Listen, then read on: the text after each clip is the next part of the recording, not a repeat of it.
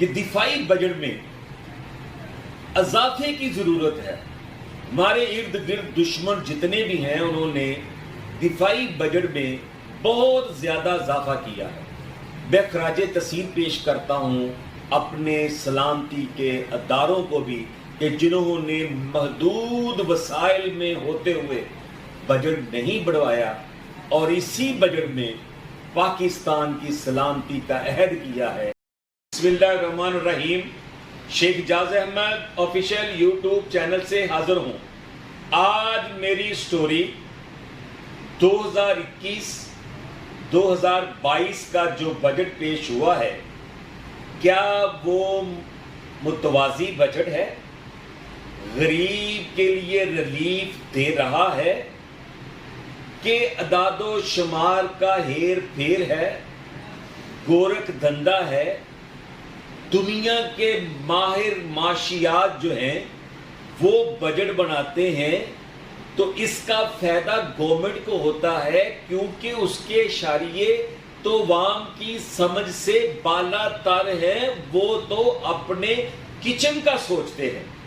اگر تو کچن اس کا ٹھیک چل رہا ہے، اس میں ریلیف ہے، تو وہ کہتا ہے کہ بجٹ بالکل ٹھیک ہے.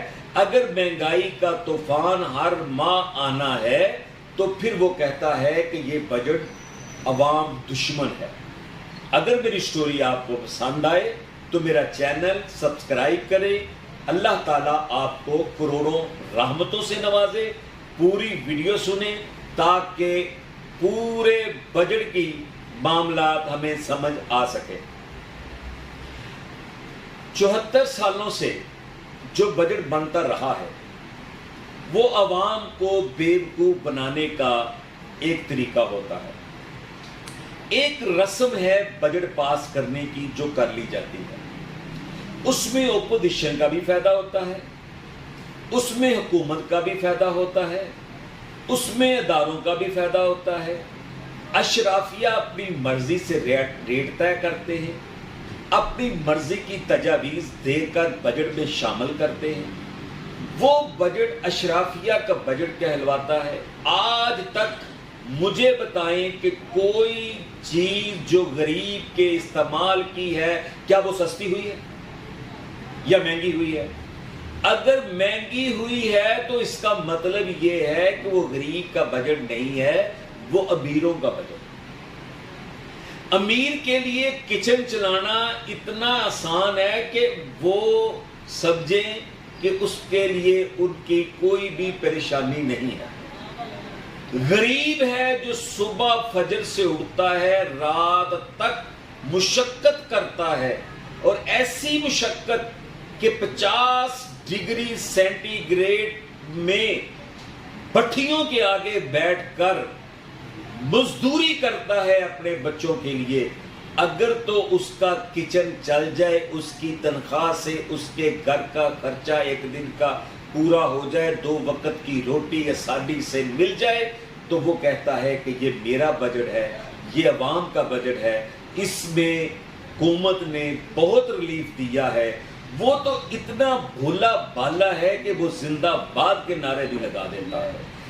صنعت کاروں کا بجٹ، اشرافیہ کا بجٹ، انکم ٹیکس سے لے کر سیلز ٹیکس تک، کاروں سے لے کر موٹر سائیکل تک، گھروں کی تعمیر سے لے کر عام قرضہ جات تک، نوجوانوں کو ریلیف دینے سے لے کر چھوٹے دکانداروں کو کاروبار کرنے تک، جو بھی اعداد و شمار بتائے گئے ہیں، اگر تو یہ پورا سال اسی طریقے سے ہوا، یہ دھوکہ نہ ہوا، ہر ماہ مہنگائی کا ضمنی بجٹ نہ آیا اور عوام کو ریلیف ملا، قرضے ملے، عوام خوشحال ہوئی، عوام کو اپنے مسائل، بچوں کی فیسیں، دودھ، کھانے پینے کے اخراجات میں ریلیف ملا، تو یقیناً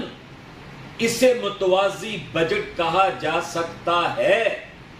اگر ہماری توقعات سے یہ مختلف ہوا اور اس میں ہیر پھیر ہوا تو پھر یہ وہی بجٹ ہوگا جو ہمیشہ سے پاکستان کے بننے کے بعد پیش کیا جاتا رہا ہے۔